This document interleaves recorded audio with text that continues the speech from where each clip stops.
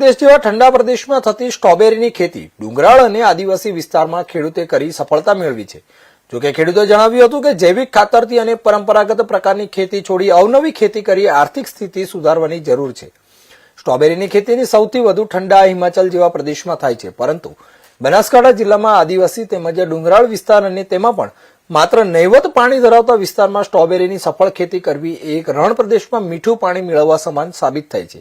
ત્યારે અમીરગઢ તાલુકાના ખારા ગામના એક પરિવારે સલાહ સૂચન સાથે 1500 જેટલા સ્ટ્રોબેરીના છોડની વાવણી કરી હતી। જોકે ટપક સિંચાઈ અને જૈવિક ખાતર સાથે આ છોડ ઉછેરવા સાથે મહેનતનું ફળ મળતા ખેડૂત પરિવારમાં ખુશી સાથે અન્ય ખેતી કરી સારી એવી આવક મેળવવાનું કાર્ય આગળ વધારવાની ધગશ કરી રહ્યા છે।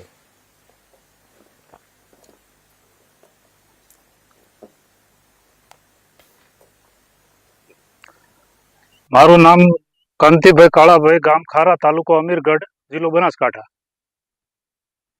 એમાં મને કેવીકે સાહેબે આ રોપા આપ્યા હતા સ્ટ્રોબેરીના, એમાંથી અમે આ વાવવાનું શરૂ કર્યું। અમને 1500 ડોકા આપ્યા હતા સર પવાર સાહેબે, એમાંથી વાવવાનું ચાલુ કર્યું। ઉગ્યા સર બધા 1500 છોડ તૈયાર થઈ ગયા।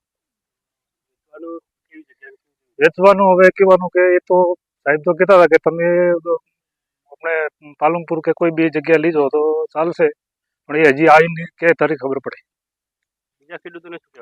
બીજા ખેડૂતોને એવું વાવેતર કર્યું એવું સર તમે કરો।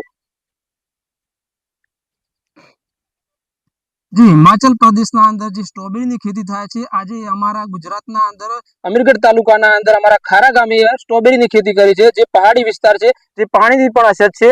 અને અમારા અમીરગઢ તાલુકાના અંદર ખારા ગામના અંદર સ્ટ્રોબેરીની ખેતી કરી, જેમાં અમે જે આ વર્ષે સેમ્પલ જેવું જ રાખ્યું છે, વધારે છોડ નથી વાયા, 1500 છોડ છે, પણ જેમાં પણ અમને સફળતા મળે છે। તો આવતી સાલ અમે પણ સ્ટ્રોબેરીની ખેતી કરવાના અંદર વધારે પ્રોત્સાહિત થઈએ અને બીજા પણ અમારા પાછળના જે ખેડૂત મિત્રો છે, જે મોટા મોટા, એમને પણ અમે સલાહ સૂચન આપીએ છીએ કે બધા ખેડૂત મિત્રો આવી રીતે તમે પણ અલગ ખેતી કરો, જે આપણા વિસ્તારના અંદર ન થતી હોય, જેમાં તમને સફળતા મળશે અને તમે આવી રીતે અલગ અલગ ખેતી કરશો તો તમને પણ પ્રોત્સાહન થશે। જેમ કે મારા પપ્પાનું સન્માન જે અમીરગઢ તાલુકાના અંદર આપણે ઇકબલગઢ ખાતે જે ખેડૂત સંમેલનની મિટિંગ કરવામાં આવી હતી, એના અંદર મારા પપ્પાનું આ સ્ટ્રોબેરીના કારણે સન્માન કરવામાં આવ્યું હતું। તો તમે પણ આવી રીતે અલગ અલગ ખેતી કરો, જેથી કરીને તમારું નામ પણ રોશન થશે અને તમે જો આ નામ રોશન થશે, તમને પણ ખેતી કરવાની એક અલગથી ધગશ લાગશે કે આજે હું નવી કઈ ખેતી કરું તો મને પણ એમ કે મારું પ્રોત્સાહન થાય, મારું પણ સન્માન થાય।